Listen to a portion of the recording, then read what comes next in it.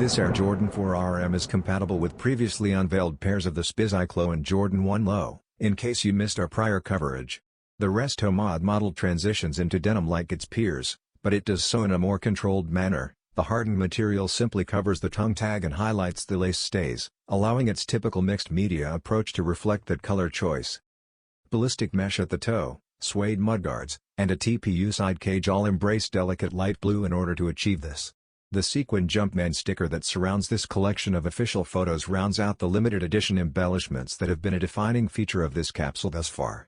Although it has more detailed information, the Air Jordan 4RM denim will probably follow the same pattern as its GR counterparts and make an unexpected appearance on Nike.com in the upcoming weeks. The retail price is anticipated to be $120 US.